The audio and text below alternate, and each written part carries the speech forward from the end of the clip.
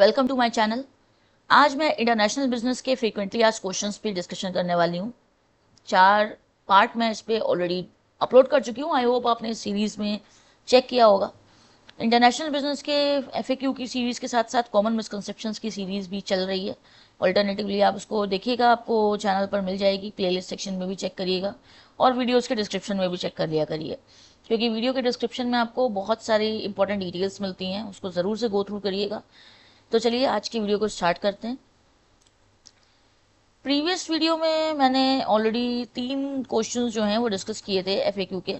Module 2 जो मैंने बनाया है उसके हिसाब से मॉड्यूल 2 के लिए जो है 3 क्वेश्चंस मैं ऑलरेडी डिस्कस कर चुकी हूँ अपने प्रीवियस वीडियो में। आज 4 और 5 हम डिस्कस करेंगे, फिर हम लोग मॉड्यूल 2 के ही पार्ट 2 पर पहुँचेंगे।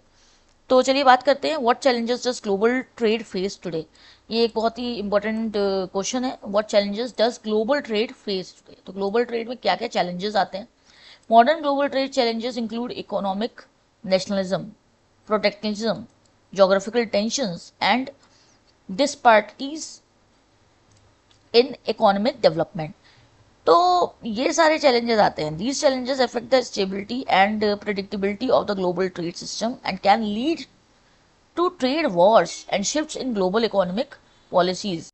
अगर डिटेल में बात करते हैं ग्लोबल ट्रेड चैलेंजेस क्या क्या हैं, क्या क्या फेस होता है, तो लाइक जियो पॉलिटिकल टेंशंस होती हैं। Political instability between the countries can lead to unexpected change in trade policies.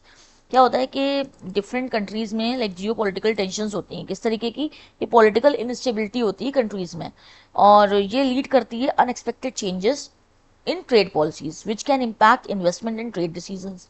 तो उसके जो चार्जेस होते हैं, जो चेंजेस होते हैं, उन चेंजेस की वजह से ट्रेड पॉलिसीज में प्रॉब्लम्स आती हैं इन्वेस्टमेंट और डिसीजन में। क्लाइमेट चेंज भी एक चैलेंज है कि climate change can cause supply shortage, transport disruptions and productivity losses which can severely impact trade.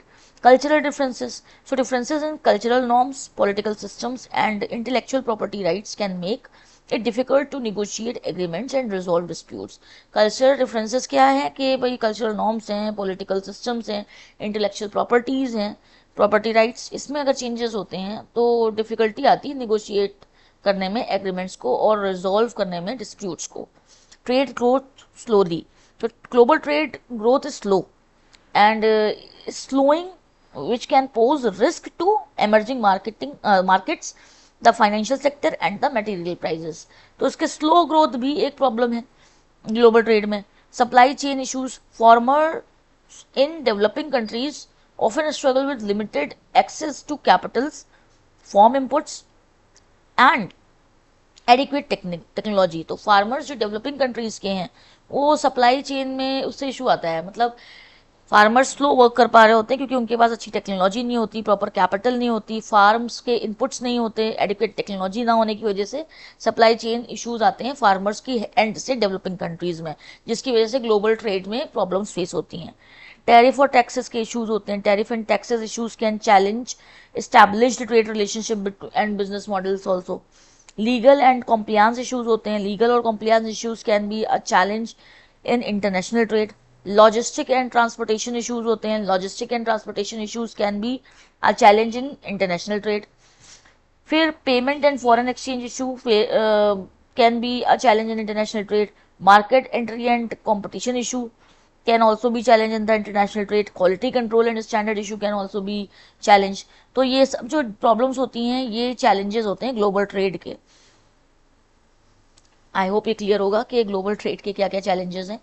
Question 4 हम लोगों ने अभी डिस्कस किया। क्वेश्चन 5 की बात करते हैं। How does GATT's principle and most favoured nation work.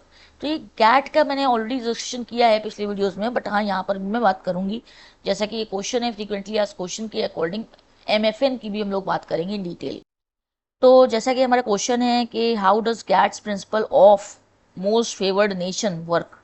So most favored nation MFN principle and the General Agreement on Trade in Services, that is GATT, are both related to the trade services। MFN principle जो है तो वो क्या होता है, like a trade principle that prohibits different treatment for the same products based on the country of origin। जैसे कि gets क्या है, गैट्स का चेंज करके टीओ बना दिया गया, आपको पता होगा ये चीज़, मैंने पिछले वीडियोस में डिस्कस की है।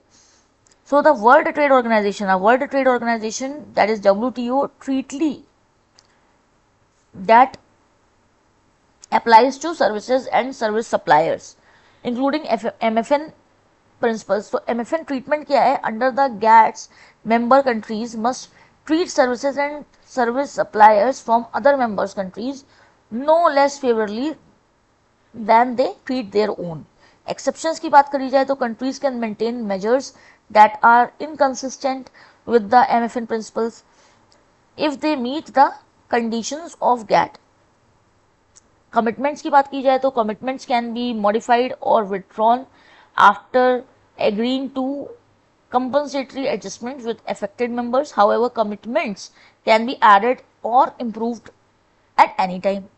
So, MFN principles under GATT ensures that any trade advantage such as a lower tariff or more favorable regulatory treatment granted by one country to another must be extended to all other WTO members. तो जो भी regulatory या favours है वो सारे के सारे members में WTO के एक्सटेंड किए जाने चाहिए.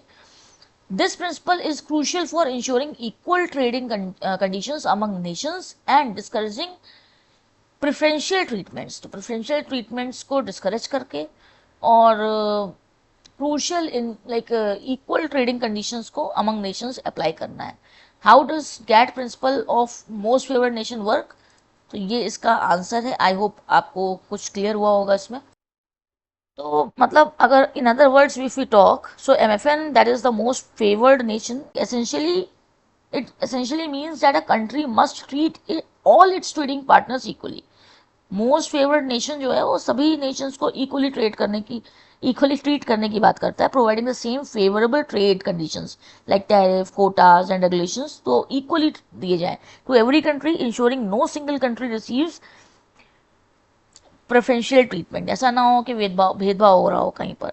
If a country lowers tariffs for one trading partner it must do so for all others, promoting non-discriminatory trade practices primarily enforced to the World Trade Organization. तो वर्ल्ड ट्रेड ऑर्गेनाइजेशन ने कहा है कि सभी members को equal ही treatment देना चाहिए. Non discrimination, auto application, WTO framework, ये सारे इसके की पॉइंट्स होते हैं अगर हम बात करते हैं MFN के, जो कि गैट के प्रिंसिपल्स में आता है. सो आई होप ये आपको क्लियर हुआ होगा. आज हम लोगों ने इस वीडियो के अंदर दो टॉपिक्स, दो पॉइंट्स, दो क्वेश्चंस डिस्कस किए हैं, दो frequently asked question. What challenges does global trade face today और how does GATT's principle of most favoured nation work. तो इसको मैंने डिस्कस किया है. आगे हम लोग बढ़ेंगे मॉड्यूल 2 पार्ट 2 और आगे क्वेश्चंस हम लोग नेक्स्ट वीडियो में डिस्कस करेंगे. सो आई होप आपको ये वीडियो अच्छा लगा होगा. वीडियो को लाइक करिएगा, चैनल को सब्सक्राइब तो कर ही दिया होगा अभी तक. डिस्क्रिप्शन ज़रूर से चेक करिएगा. डिस्क्रिप्शन में आपको ब्लॉग्स, ई बुक्स और कोर्सेज और इंटर्नशिप्स की डिटेल्स मिलेंगी. मैं बार बार बता रही हूँ आपको, कम्युनिटी सेक्शन और डिस्क्रिप्शन ज़रूर से चेक करिए. चैनल का सब्सक्राइब करके रखिए चैनल को. बहुत सारे अच्छे वीडियोस आने वाले हैं इन्फॉर्मेटिव, जो आपके एग्जाम्स, वाइवा और इंटरव्यूज़ में आपकी मदद करेंगे. So stay tuned, keep learning. Thanks for watching, take care.